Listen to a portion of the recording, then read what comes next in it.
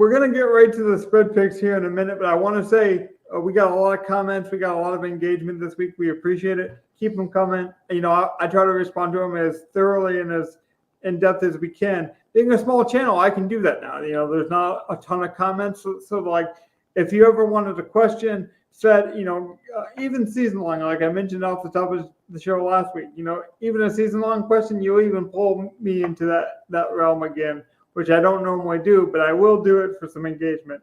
So just a quick aside, housekeeping notes, like and subscribe, it does matter. But other than that, I won't bore you with the details. We'll get right over to Donnie with the spread picks because people do want to track that. That is starting to generate some attention, Donnie, because, we do have the captain selection up for grabs for the Super Bowl. So we are playing for something, and it's getting a lot more interesting, is it not? It is. We're hitting a stride. I can pull it up for you so you guys can see how we've done the last couple of weeks. But I have not shown the screen in a bit. All right, it's up if you want to switch over. We did, we're on back to the 2-game win streak. Maybe we'll lose the next 2 locks of the weeks, but we got our lock of the week right this week. 4-4, that's pretty good for us. That tells me we're probably going to finish the year significantly positive. Because usually at this point, we're not even, and then we finish even.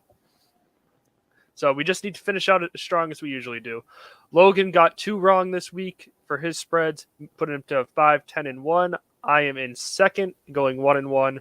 Giving me to 8-7-1, and Gov is set in first with his 11-5 record after going 1-1 as well. My game for the Packers pick where I got wrong, that was a 1-point difference. Gov should have just battled head-to-head against me. Yeah, I know. I should have. I should have. He was scared of it. Should have. I didn't want to do it this early in the season. I figured I'd wait until late in the season. And then I'd let you see where you could get. And then I pound your picks. Like, nope, bad pick, taking the other side. Nope, bad pick, taking the other side. But I think I can't believe the Dolphins couldn't put up points, though. 3 of our losses out of the 4 losses we had here this week, 3 of them were like 2 points off. I think we're actually doing very well this year. We're doing late in the week, obviously, so our picks aren't going to be the most optimal. But I'm really impressed with how we're doing. This is one of my worst seasons so far. Hopefully I can pick it up in the end. Usually I start off hot, and then I cool off later. But I really like how it's looking this year. Yeah, like the season. I'm surprised. Okay, I'm surprised that we're 500 in our show pick, but like I do think we may have gotten unlucky on a couple of them. And yes. I haven't completely run away with it. It's just I need to I wish I'd been betting my picks more, honestly. Like really, that's all I think. It's like, You think we've also never had a blank week. Someone has always had a good pick week. Yeah. Either our show pick won, or one of us had a more than one. Yeah, a double win. See, and like I say, we do this so late in the week. We're not betting in efficient lines. Yeah, we really aren't. So anytime you can be close to 50-50, I feel like is really good considering we are recreational. Like that's kind of the idea of the show. It's like we're trying to be recreational plus. We're trying to be like, hey, be smart, be educated, but we're not trying to be professionals. Like if we were, the whole platform would be different if we were. So I'm actually very proud of this. And like I always say, if anyone wants to challenge us or, have some fun with us, tell us your spread picks in the comments because I think you would find it's a lot more difficult than you think. But to me, that's like a challenge. Like, Gov, you mentioned betting. I do bet on some of these on my personal. But like, I'll be honest, when I'm watching halfway through the games, I'm like, how did I do on my spread picks? Because I don't want to lose to you guys. Like, the captain pick is interesting, but I really don't want to lose. Oh, yeah. I'm just pulling up stuff for later if you want to switch to a different screen. But I was just, I think there's a couple NFL things I want to talk about today after we go over the line builders. Do we want to just get into that now, or are we gonna talk? NFL? Yeah, let's take a look at the lineups real quick. Okay, so this is our worst one. No, this is my personal one. Just so I want to keep the reveal. This is our worst one that we put through. Which yes. I was telling I Don. still don't understand what's going on with Jaden Reed.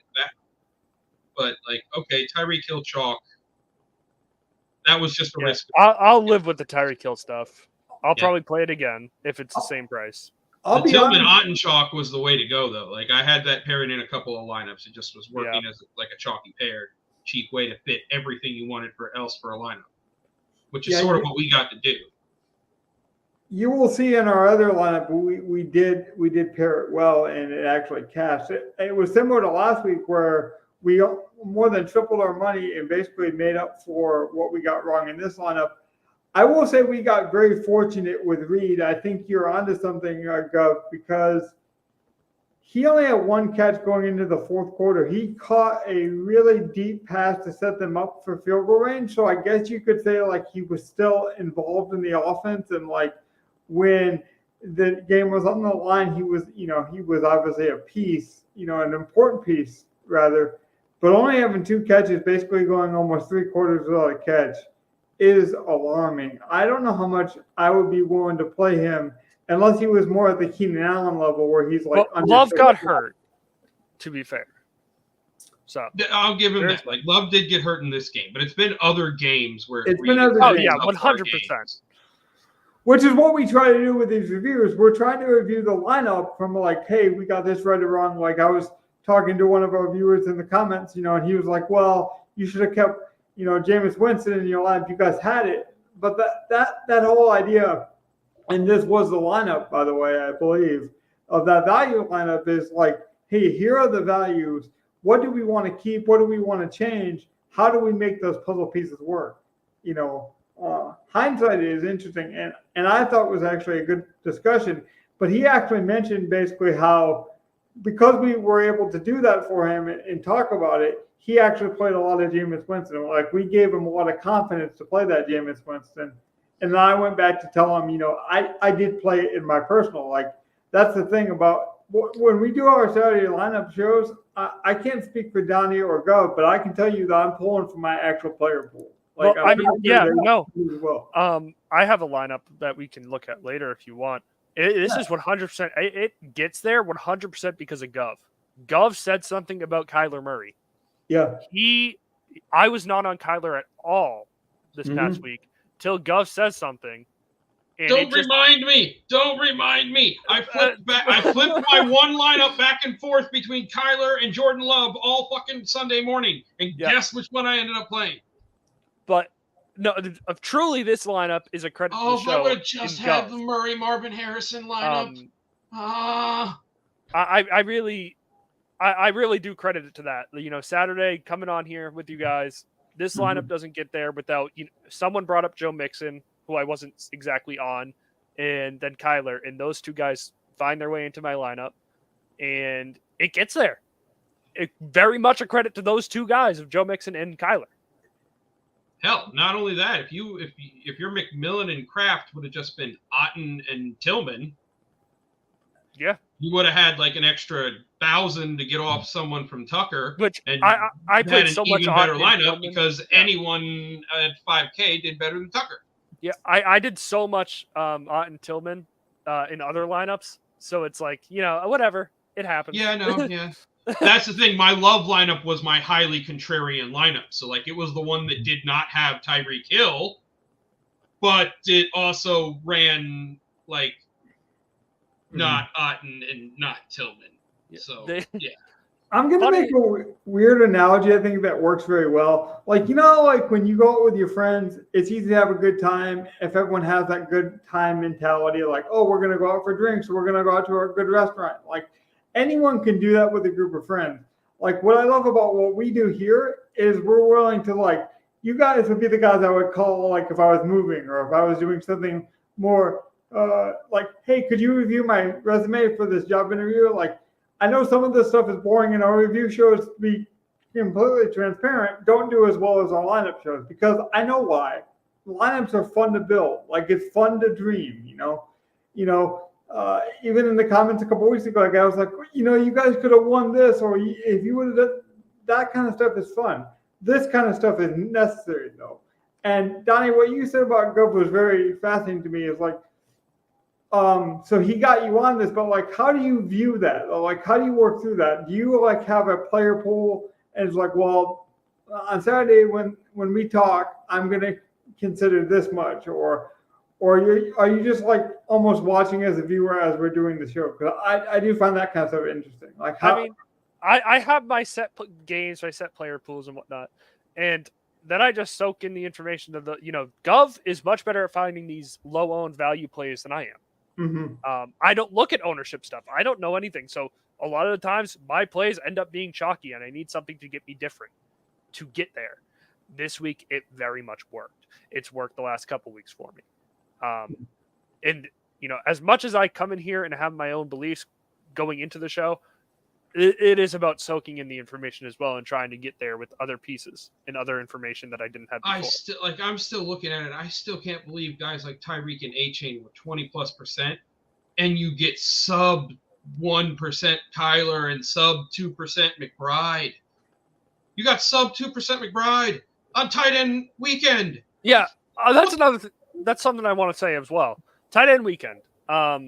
It's a thing. Smash. Once again, every year they doubled the tight end output from the start of the season this week.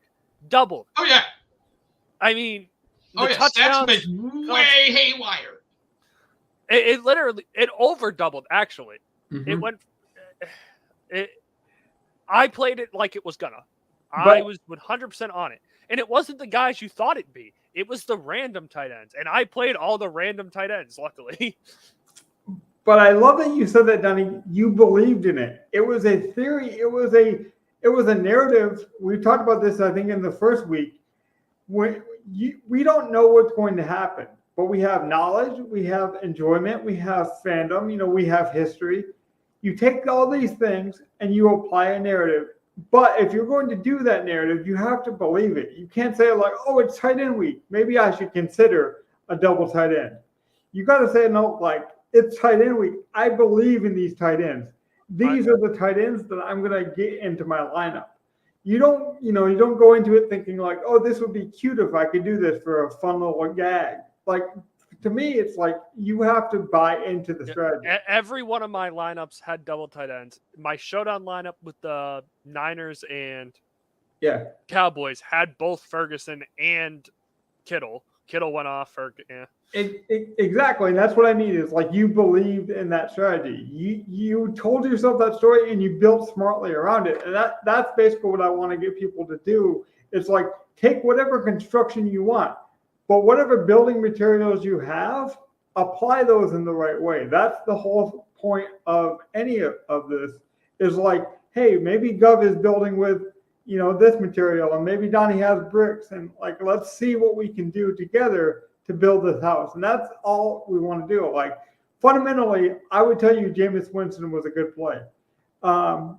I actually took second place on FanDuel. I won't even pull it up because the results are the results. But what I was doing with the PMR and that over on FanDuel especially because they allow you to play the Sunday night lineup was if Daniels was playing, I was taking some of my Mahomes lineups and making them Daniels. So I was taking Kelsey. I was going down from Kelsey to Terry McLaurin. And then I was playing Daniels because Daniels was actually more expensive than Patrick Mahomes. But I knew the ownership would more than make up for it. He came in less than 1%. But the whole point, similar to yours, Donnie, is I came into this week knowing that was my strategy. I talked about it late afternoon Saturday with some of our guys, and I decided that 50% of my Patrick Mahomes lineups were becoming Daniels. Especially on FanDuel, where I knew I could make the CeeDee Lamb swap and I could do some of these type of things. So, Gov, speaking of that, because I do think it's an interesting point, was there any narrative that you were telling yourself this week that like you were going to do, whether it worked or not? Like anything you really believed in strongly?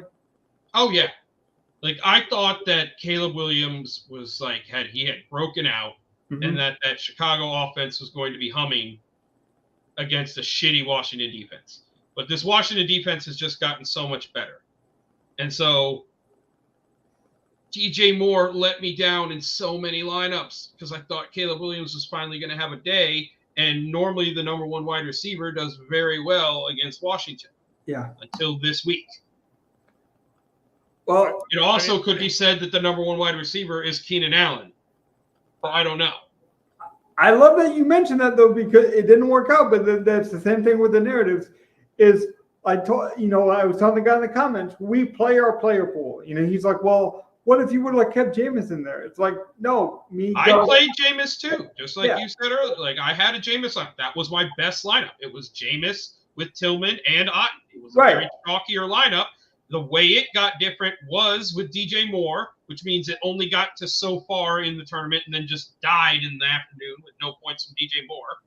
Had I just played DeAndre Swift, I would have had another 20-point guy and probably shot up. And that's exactly. No, I thought for a lower owned guy, I wanted DJ Moore. And we can't be so results oriented to be like, oh, well, of course, Daniels was in my player pool. I had him 100%. That would be foolish. Like the reason they're a pool is because we're not going all in on one guy. Maybe sometimes I will do that. Like if there's a really good value at running back, a running back will sometimes go in my lineup 90% of the time. But more often than not, I have a rotation of players. I don't think enough people talk about that. So I just want to mention, like, when we say player pool, that's why I find our lineup so interesting to build together. It's because I might have a player that I want to fit into this lineup, but if Gov takes the salary, because of his player pool, then I have to adjust. And I think that's where that's where like our build from a structure and a theory standpoint, which is what we're trying to do. Like, we always joke that don't duplicate us or don't copy a lineup, but the whole idea is to take a theory of all of our ideas and combine them in a lineup. So I don't mind showing this one. This is the one that we actually did. We actually cashed in. But I'll mention it. Like that 137 lineup, I think is a better lineup. But this was the one that cashed, and it was because of Otten. But you see, Otten was in both lineups. This one, I mean, it really just came down to Patrick Mahomes did better than Caleb, and we had Devin Achane. So instead of Hill, we had Achane in this lineup, and I think those were the biggest differences. No? Yeah. I think my biggest personal miss this week is I wanted to play Coleman and I got off him, and he went. He had a pretty good day. Yeah. So that's not very often am I playing a Bill, just because you never know. But I like this lineup. I'm surprised that Bo Nix did as well as he did. He's really flipped around his season after an ugly start, in my opinion. And credit to all the people that he works in Sean Payton's offense. I'll say that. Yeah, and that, to be fair, that's why Sean Payton wanted him. Sean Payton might have been the only coach to draft him in the first round. That does not matter. Like the fact he was drafted in the first round to me has no bearing. Now that he's a professional, like as soon as you're drafted, I don't care about your position. I really don't. For example, I mean, we had this conversation 2 years ago now. Jahmyr Gibbs overdrafted. Well, it doesn't matter because look at his usage. Look at what he does for that Lions team. Right. I mean, he was worth it. He still might have been overdrafted for a running back. But if you have a vision and a narrative, I keep going back to that. I guess that's the theme of the night. And the Lions definitely did. Like they had a role for Gibbs and Montgomery, by the way, who they just paid this year. So like they're continuing that storyline. It's not fake for them. That's something they want to believe in, And we've seen it enough times. Gov talked about consistency, but when we were looking at these lineups, that sometimes we get unlucky. Like Jalen Reed, for example, in that one lineup, that's why I like that lineup better than this one. It's because if we played this slate out 9 of 10 times, I think Reed has a much better day. Like I don't know if we win or not, but I don't think that was a bad play. Well, but and Cincinnati isn't pushing, and AJ Brown doesn't get there. Right. The game script's completely different if Cincinnati can keep it close. And I'll be honest, I think Brown is a top 5. If he stays healthy the rest of the way, I think he's a top 5 wide receiver the rest of the way. I don't know how to view AJ Brown. I know he's great, and I know he should be top 5, but the way he's used, he just isn't. And that's how I look at it in my head. It's not his fault. Here's the thing. You're right. It's not his fault. He doesn't have a great quarterback throwing to him. He has a great runner who is playing quarterback throwing to him.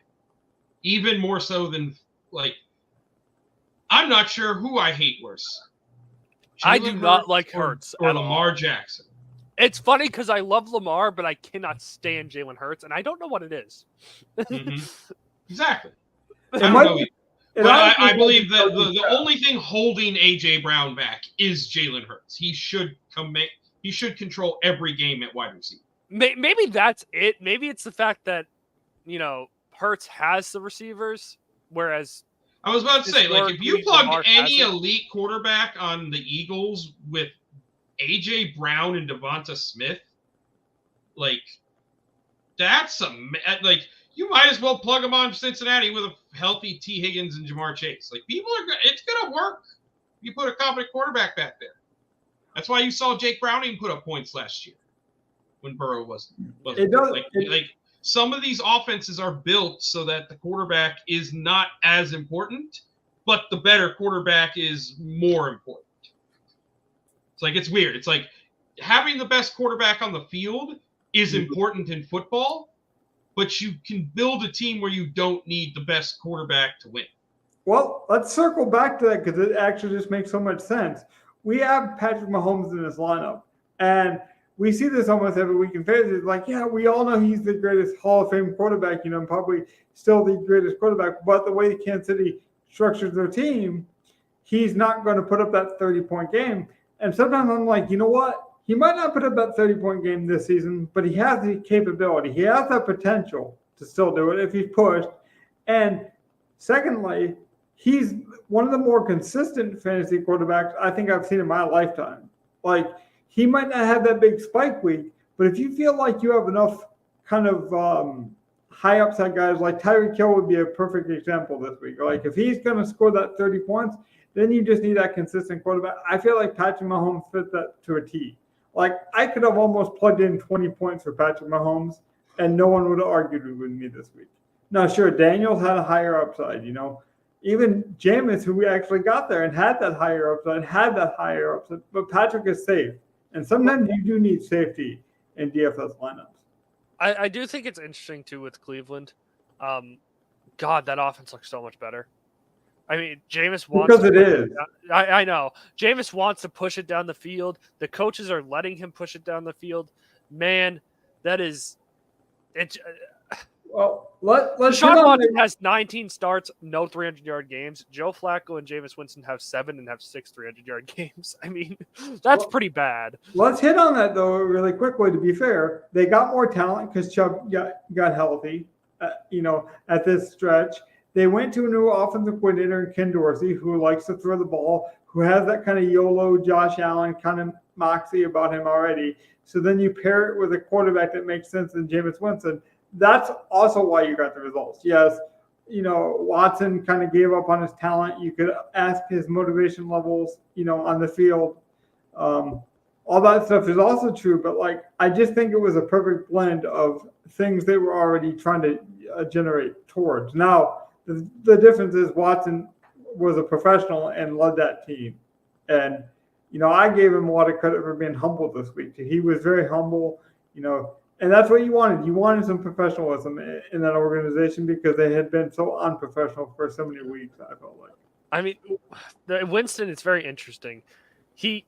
I can't imagine anyone in the huddle takes him seriously, but he is a guy you can just get around. He's fun to be around, it seems like.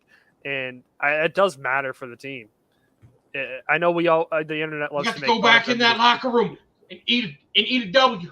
Yeah, have you seen his conversations that he had with the Browns this week? I have seen his conversations since he was in freaking college. It's Jameis.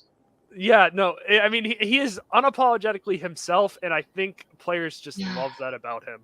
It may be like he's got the locker room more than Watson, and like it's clear from like it's one game, but I don't think he's washed.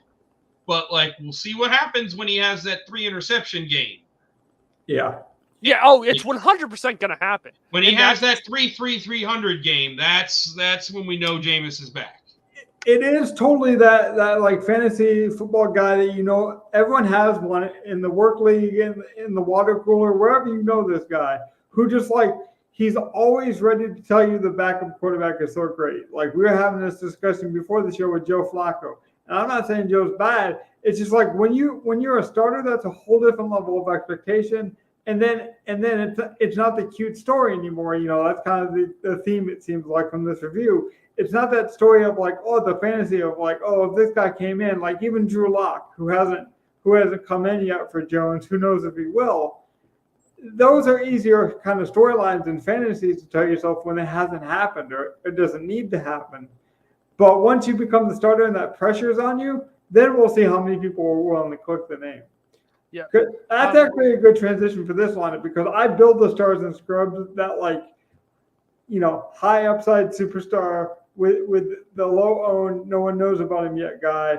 And like you get burned a lot with that strategy sometimes if you're wrong. And I don't think enough people talk about that because it actually pisses me off this week when everyone's like, well, Tillman missed the bonus by a yard, couldn't he have got me? Like he was basically minimum price, and people still were not happy. Like that happens in fantasy football. It just seems like no matter what, like even when your stud or your scrub hits, people are like, well, if I would have played this star, my lineup would have been better. And so like we're never happy, man. Like that really irritated me. That like maybe it was just my Twitter and I just read it at the wrong moment. But no, like I saw so many comments being like he missed the 100-yard bonus. Like that was their first takeaway. I'm like, this is disgusting. Yeah. It is pretty just I think that's kind of ingrained in society in general. Mm-hmm. We very much will just try to look for, hey, they could have been this instead of just being happy with what happened. Yeah. It's not the best way to go about it. I think it's much better to just say, hey, listen, this one, that's pretty damn good. Watch this. This lineup and this lineup with 30 points different had one of the best value plays on the slate, Cade Otton. You can win with the best value or you can lose with it. You still have to construct a team. And to argue about 1 yard, yes, that 3 points might have been $1,000 difference for someone. And that's disappointing if you're that person. But to act like Tillman owed you that or like, oh, the fantasy gods were again, I can't stand that stuff. I don't know about you guys, but I really can't stand that stuff. That irritates me. But now, Gov, you know what's going to happen? People are going to be like, well, Tillman's the guy. I'm going to play Tillman now. And I wonder what his price is. And if you actually look at the Elijah Moore got more first read targets. Yeah. And that first game when Jameis came in, remember, I told you the reason Moore's stats were down that game was because he sat their first quarter. So you have to actually watch the games and know what's going on. Now, I probably will play Tillman because I believed in the talent, but I'm not going to play him with the same upside. Like, I'm not playing him because I think he can go for 40, and some people are going to do that. I'm sorry, I just saw Russell Westbrook's fantasy point score. What is it? Is it good? He's at 33 because he has 22 points, 1 rebound, and 5 assists in 20 minutes. Oh, that's good for me because I bet his combo 1 steal. Today. I was not expecting Westbrook to be the guy. Yeah, he's been bad this year, but hey, I mean, he'll eventually pick the role of like it'll be him and Michael Porter Jr. in the scrubs in the second unit. Well, I actually bet it. So I'll tell you why I bet it, because first of all, they're playing the Nets. I'm like, if you want to get your, your playoff ready guys ready, and kind of It's your a tie ball game. Is it? Yep. That's not good. 112-112. I do want to talk about a little bit about the Colts situation. Oh, go ahead. Yeah, so me and Logan were talking about before the show went live. Mm-hmm. Anthony Richardson's been real bad this year. I mean, terrible. Yeah. There's no other word for it. 44% completion percentage. Flacco's been significantly better. Now, we all know Flacco obviously has a clear ceiling. He's not going to win you a Super Bowl, especially with an indie team that isn't a Super Bowl team anyway. Me and Logan are on the same basis of we'd rather just suck and say, hey, we suck. Let's get away from Flacco. Let Richardson come in. If he turns into a better quarterback, awesome. If not, we'll just rebuild again. Mm-hmm. Whatever. I don't believe in just keeping yourself as a mediocre franchise. I'd rather tear it down and rebuild it to try and be great. I think most fans would probably agree. There's some that wouldn't. Some people like to be a Pittsburgh Steelers fan, But Flacco is the better quarterback for this team if you're trying to save your job. Now, my best ball team, the one that has, my second best ball team, has Anthony Richardson starting. It has J.J. McCarthy. So if Richardson doesn't start another game the rest of the year, my only remaining quarterback turns into Jordan Love. This very much hurts me. So I really, really want to see Richardson get the job back. And Jordan Love could sit this week too. I think he maybe should, because I legitimately might get a 0 at quarterback this week in baseball. Because if you pull that groin, it's strained pretty bad from what I hear. And if you pull that, if it tears, he's in big trouble. It depends on how bad the strain is. It might just be like a grade 1 strain, and then you can play with that, Logan. Look, I'll say it again. It's not that I have to be right. You can play Richardson or Flacco if you're a coaching staff, and you can win with that strategy. What I don't like is when you flip-flop or you don't commit to a strategy or a philosophy.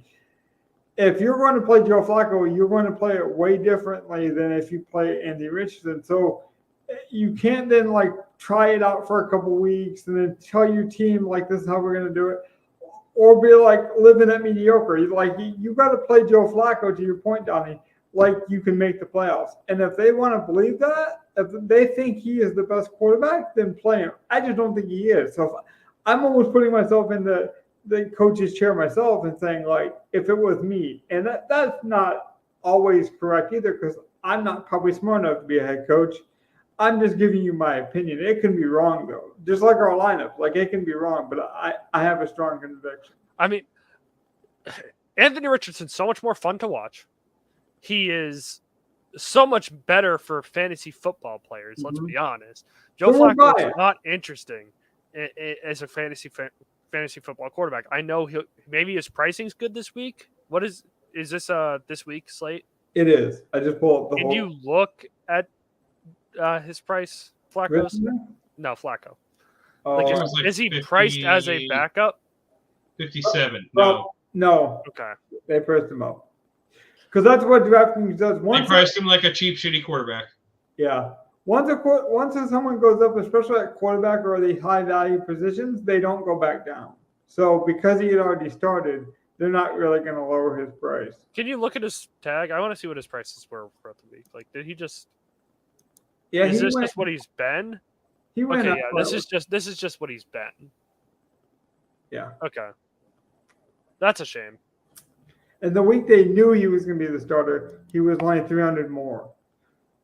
Like I say, once DraftKings decides you go up, they kind of hover you around that range. Now, while we're talking about Richardson, how much do you think it has to do with him just playing atrocious football, which he did play atrocious, and how much do you think it was just him tapping out in the middle of a play and saying he was tired? I mean, that looked bad to everyone. Yeah. That looked was bad pretty to all bad. of us. We were all sitting here oh, God, that looked horrible. Right. And I think As a fan, that's bad. I couldn't imagine as a player, somebody who's, trying to fight for a win with them. just like Gov said, though, it looked bad as a fan, as a fantasy owner, like no matter what your interest was in that game, in that Sunday, but it also looked bad for Richardson too, for some reason. Like, I don't know, maybe he's emotionally burned out, maybe he's pissed at the coaches. Like, there was something that urged him to want to come out of that game. And I don't, but it was bad. It was a bad reason. Luke Kuechly said it. Luke Kuechly went on. It might have been the Pat McAfee show. I don't know. It was talking about it. Like, Cam Newton did exactly what Richardson was doing. Mm-hmm. He never once tapped out of a. Now, I didn't like Cam Newton as a quarterback, but damn it, if you're gonna be like Cam Newton, and pretty much is like Cam Newton the way he throws the ball. Hey, Cam had a much better deep ball. Much better deep ball. Richardson Cam Newton, I will just say, sort of chuck shit wherever, as long as it's 15 yards. Cam at least was about a 60% completion percentage guy. Richardson is. But if you're going to be a running quarterback, you cannot tap yourself out. I'm sorry. For you, and that's a valid point to have. Like, but that's where you have to draw the line and create that balance. I just wonder what was the final. Was that the final straw, or were they just not going to play him anyway because he was so bad? I think that was the final straw for that coaching staff, and I do think they'll have to do some repairing of that from either an organizational standpoint, a coaching firing, a total benching, like a rework development. So, like, you don't get to have that moment and then recover from it so quickly. Like, it's not a moment that we can forget. They have to address it in some way. Like, I don't know what comes next, but it comes with some sort of addressing. Well, the coaches have already had to talk about it. They said they spoke to him and said that just can't happen, which is true. But that's coach speak. I'm saying, like, the stuff that we're not privy to, like the behind the scenes stuff. I mean, it is such an unprecedented, unimaginable situation. The only thing I could think of that's even close to this is when Lamar Jackson left a couple of years ago, the fourth quarter, because he had to poop. Yeah. Which, I mean, like, it's a bad situation, and the Lamar Jackson one was bad. Yeah, I mean, like, that was a bad look on Lamar, but we forget about that. I don't forget, Johnny. Have you ever had the flu? It's not a good situation to have to go to the bathroom that badly, man.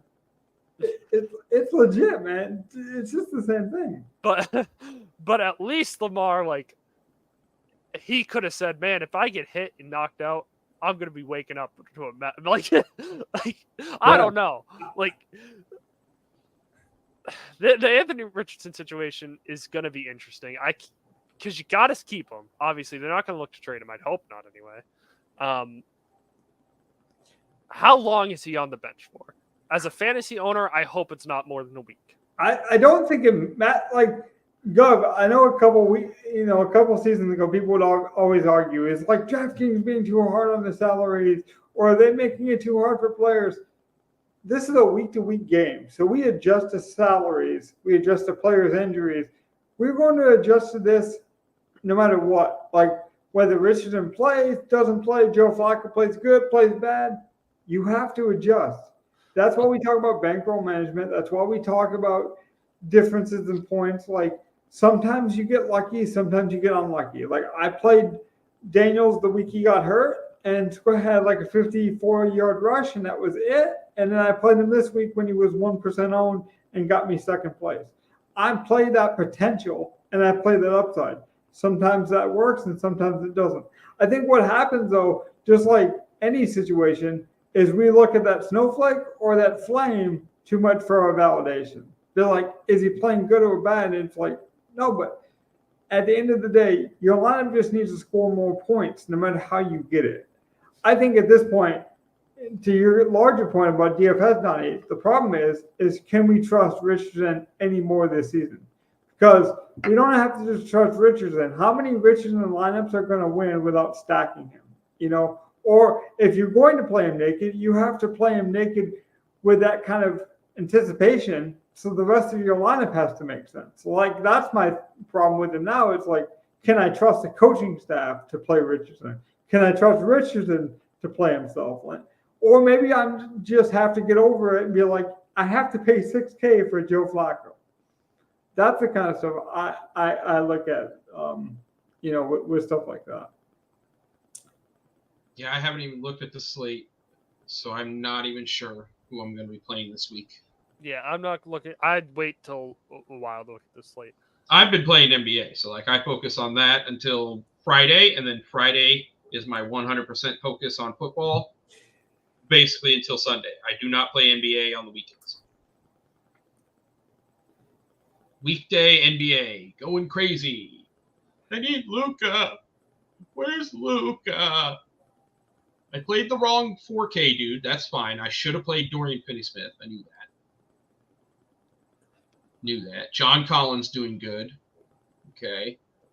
Randall's doing good. Okay. Luka. Oh, come on. He needs 2 rebounds and 1 assist for the triple-double. And the game just ended. Dallas won. It's fine. This is similar to NFL, though, because, like, there is that break between the afternoon games or the Luka morning had games. okay. Should I even put this in my regression model again? What would you say this is a bad shooting night? 10 of 27, which includes a 1 of 8 from 3-point range. Yes. 3 of 4 from the free throw line. I would say yes, because threes are so valuable in DFS. Like, I just switched DFS brains for you, but like, well, like even if you take out the 1 of 8, that means he went 9 of 19 from the field with a couple free throws. Well, I even think this is still valuable. That's not, I guess, horrible. 9 of 19 is just sub 50%. Like, that's realistic for someone to shoot, right? Like 45, 48% from the field. They just shot really shittily from 3. 1 of 8. I still think this is a valuable conversation, whether we're talking NFL or NBA. Like, look at because you could say the same thing for touchdown regression in the NFL. Yeah. A guy like this guy got like 5 touches inside the red zone. They threw him 2 times in the red zone. He hasn't scored a touchdown. Well, they keep using him in the red zone. He's probably going to get a touchdown at some point. It's kind of like what we talk about with A.J. Brown. It's like, if we want to play one A.J. of these Brown, days, Luka's going to go like 4 of 8 or 4 of 9 instead of 1 of 8. right? And then he's going to have one of his like 35, 40 point, like actual point games to go with these 8 rebounds and 9 assists that he's having. Right. And to Donnie's point about Joe Flacco, it's like, you're probably not going to get Luka at a really cheap price point. You know, we're never going to see him at like a Tillman price point, like where he's $3K or something. Yeah. But like, we're never even going to see him like a Tyreek where he's just $1,000 where he shouldn't be. Like he's 10K instead of 11K. Like, no, we won't even see that. Like Luka's going to always be. Let me go full circle just on this last point, because I do think it's valuable. And we'll land the plane. When I won first place a couple weeks ago on that showdown, it was because there was a very bad mistake. And sometimes when there's very bad mistakes, you have to capitalize. You know, and it's because of that kind of variance of like, oh, they thought this, and then you have to take that information quickly and react to it. They left Puka Nacua at minimum price on FanDuel. That does not happen very often. That might happen like once a year where there's that big of a price discrepancy. Like, for example, he was more expensive, I believe, or just around the same range as Cooper Kupp on DraftKings. So to have him at minimum price was a huge mistake. So the first thing I did was I went to you guys because you're my trusted inner circle. Like, it's almost like what Donnie was talking about with Gov at the beginning. It's like, can these guys confirm what I'm seeing? Because it's so unbelievable. And Donnie said, you have to play it in some capacity. And like, truly, I knew I was going to play it. I wanted to play it. But having that confirmation, being like, Donnie knows, you know, fantasy.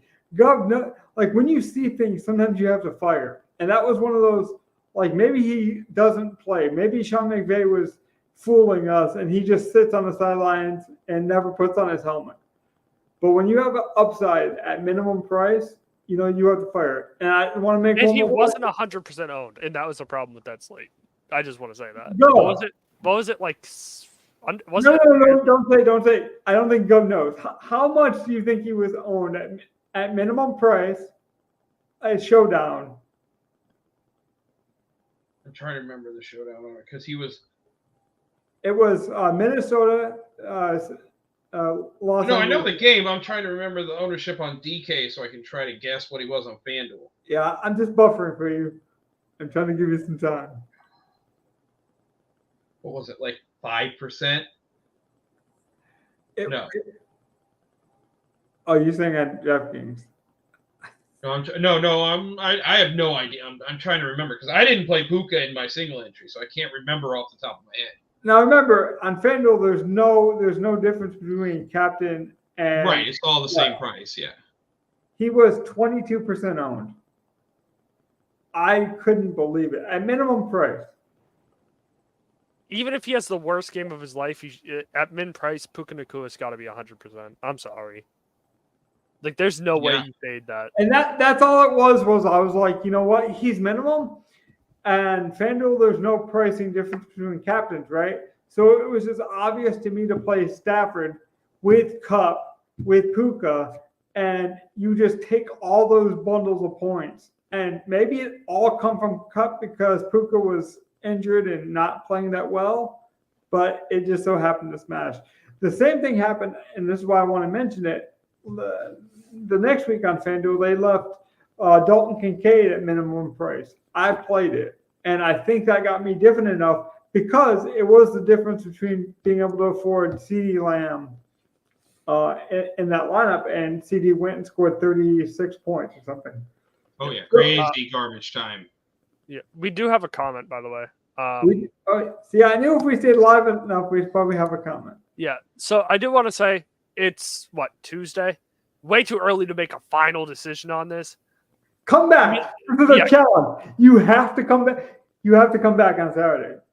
I'll give you. It's so early. You have to come make back. a final decision. But your concern is valid, for sure. Now, I would need to know who those teams play. Who does Tampa and Green Bay play? Like, they don't play each other, right? This is real time. You guys said you didn't do that much prep this week yet. You had been playing basketball. I legit have not looked at the week. So now people know it. Tampa plays Kansas City on Monday Night Football. And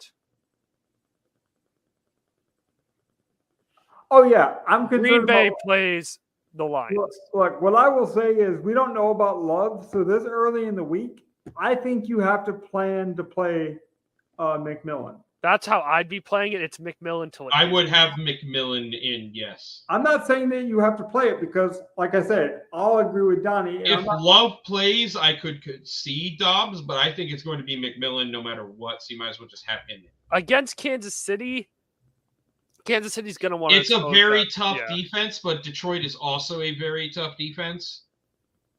Yeah. Although Dobbs is the slot guy. Like, if it's Love, I definitely go Dobbs. The passing volume. But if it's not Love, I would just go McMillan. Even if he was Willis's favorite target, the watch him score a touchdown this week, no matter what. Yeah. I think they're both actually in decent spots. I'm going to be honest. No, I don't think either are in bad spots. They both have their upside. You could make the case for their upside case, but you could make that with anyone. So I think you have to make the smartest decision right now and be concerned with Love. Have that hopeful upside, that optimism that he's going to play, but have McMillan in there in case. It's almost like a dummy lineup in DraftKings. Like, I never play my dummy lineup in case of emergencies, but it's there. So in case of emergency, you have to have McMillan over Dobbs at this point until you know about Love. And then Saturday night, when you come back for our show, you feel like, hey, these guys were right, wrong, or indifferent. I need to make this adjustment. I'm going to hold you to this, though, and you got to come back Saturday. Oh, the Nuggets are going to be in their second overtime game in a back-to-back. Wow.